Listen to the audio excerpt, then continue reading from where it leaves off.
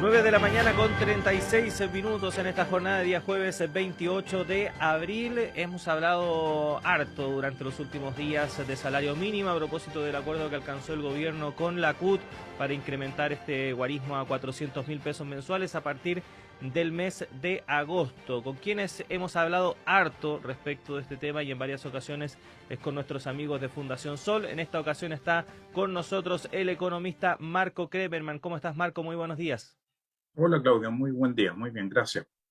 Qué bueno, Marco. Queríamos conversar con ustedes porque efectivamente la Fundación siempre ha tenido una opinión, una propuesta en materia de salario mínimo y en esta ocasión no es la excepción. Tengo en mi computador abierto un documento que se llama Reajuste del Salario Mínimo, propuesta de reajuste de salario mínimo con criterios de suficiencia 2022-2025, elaborado por los investigadores Marco Kremerman, Santiago Roselot y Benjamín Sáez, y en donde se explicita la propuesta de la Fundación respecto de este tema. Te quería preguntar en primer lugar, Marco, respecto de lo que el acuerdo que finalmente alcanzó el gobierno con la CUT respecto de salario mínimo y cómo eso se relaciona con la propuesta que ustedes también presentan al respecto.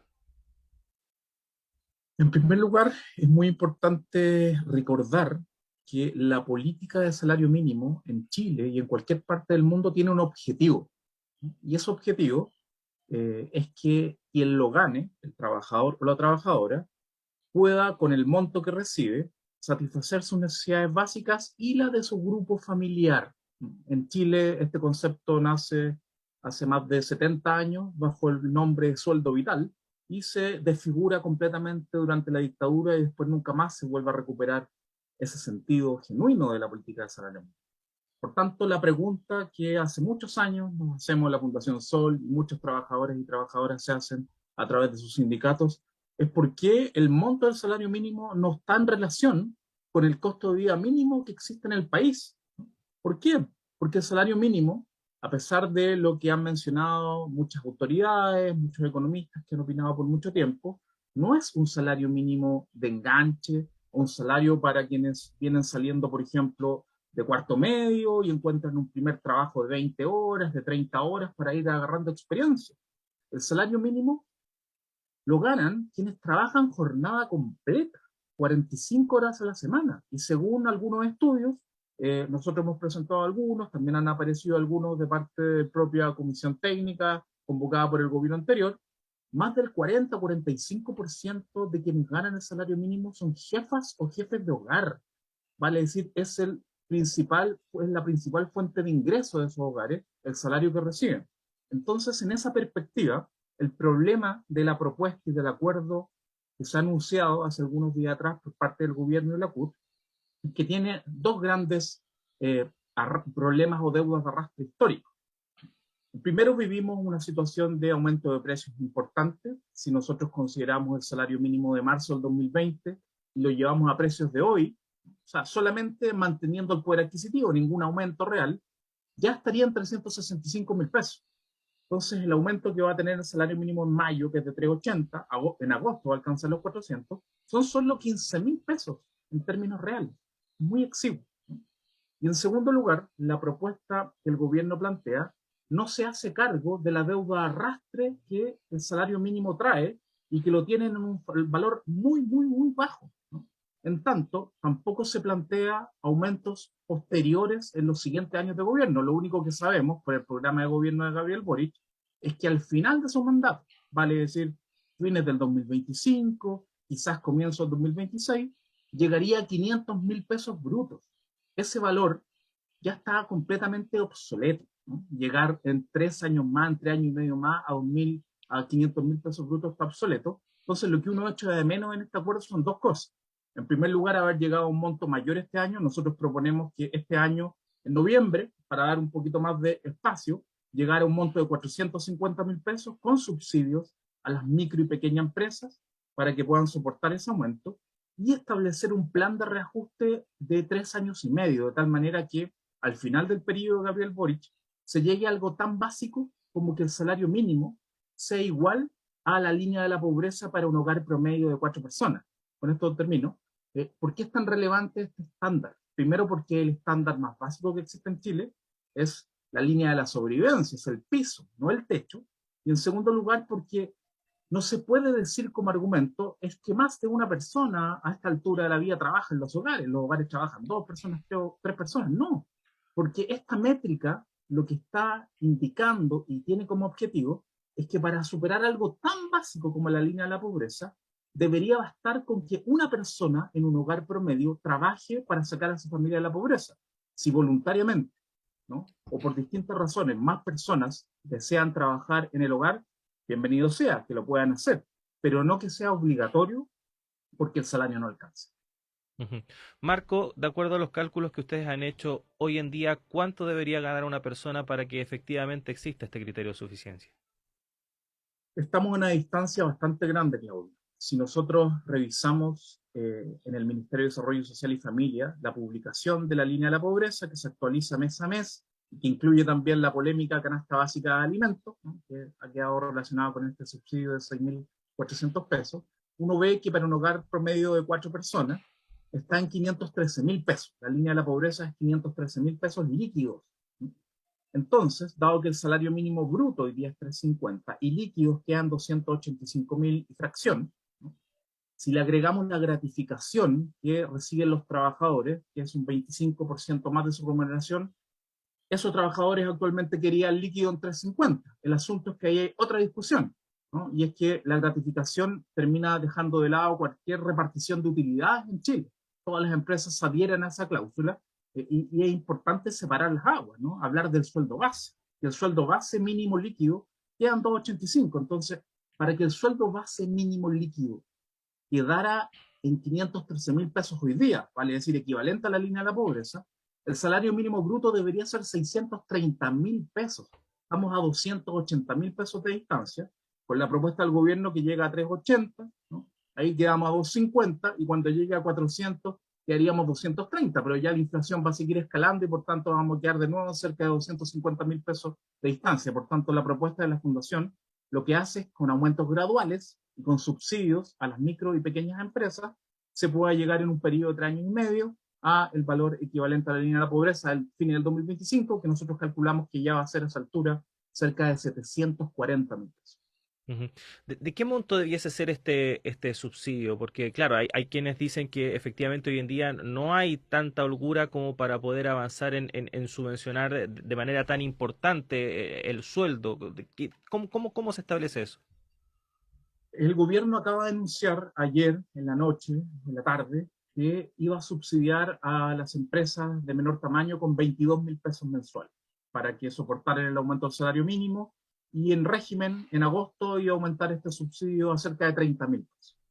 Nosotros proponemos que en el primer reajuste sea 50.000 pesos el subsidio, pero solo para las empresas que vendan hasta 25.000 UF.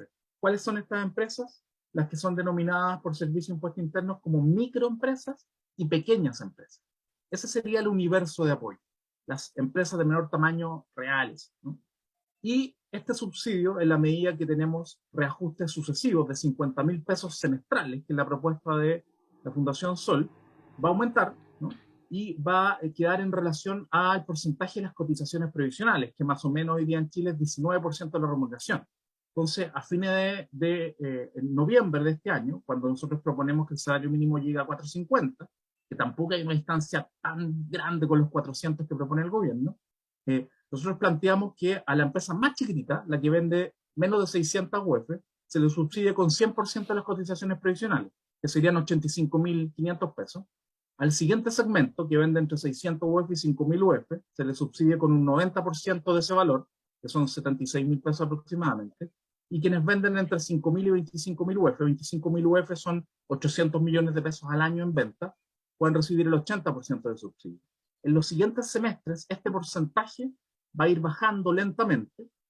Y la idea es que si bien se llega en 3 años y medio a un reajuste del salario mínimo que permita empalmar con la línea de la pobreza, este subsidio va a durar 6 años, de tal manera que las empresas de menor tamaño puedan tener la capacidad para adaptarse a estos mejores salarios, que va a ser subir un piso para tener salarios mínimamente decentes en Chile, y que al mismo tiempo nosotros Sugerimos que existan otras políticas públicas para acompañarlas, como un acceso a crédito más favorable que el que reciben actualmente. Recordemos que las grandes empresas, por capacidad de negociación, pueden acceder a crédito más barato por los bancos y reciben las inversiones de la AFP, que es una competencia totalmente desnivelada en relación a las empresas pequeñas que no pueden recibir fondos de las cotizaciones de los trabajadores de la AFP. Capital de trabajo, transferencias y apoyo directo para las empresas pequeñas, entre otras medidas. Marco, ¿qué podríamos decir de estos otros factores que conspiran para que efectivamente las micro y pequeñas empresas puedan avanzar en entregar sueldos que sean más acordes con lo que realmente se necesita para poder sobrevivir? Porque hay otros factores que a lo mejor no se ponen mucho dentro de la discusión respecto a este tema y que son bastante importantes, como por ejemplo la relación de estas micro y pequeñas empresas con las grandes empresas, las dificultades que estabas mencionando recién para poder acceder al crédito, etcétera. ¿Qué podríamos decir de eso, ¿no? Que también es bastante importante respecto del resultado final, que es que la gente está teniendo sueldos miserables. Claro, por eso nosotros planteamos un plan de reajuste de mediano plazo, ¿vale? Es decir, dejar de hacer cambios, aumentos, negociaciones de un año y el próximo año volvemos a foja cero y volvemos a tener la discusión de cuál es el valor adecuado o no, sino que por una vez por todas Chile se plantee cambios, discusiones con mirada larga, ¿no? Con mirada estratégica. Y en ese sentido, una mirada estratégica es que las empresas de menor tamaño tengan el sitial que merecen, es que estén al centro de una estrategia de desarrollo distinta a la que tiene Chile actualmente. Y para eso hay que hacer muchas cosas, ¿no? Y se va a requerir tiempo, pero hay que empezar desde ya.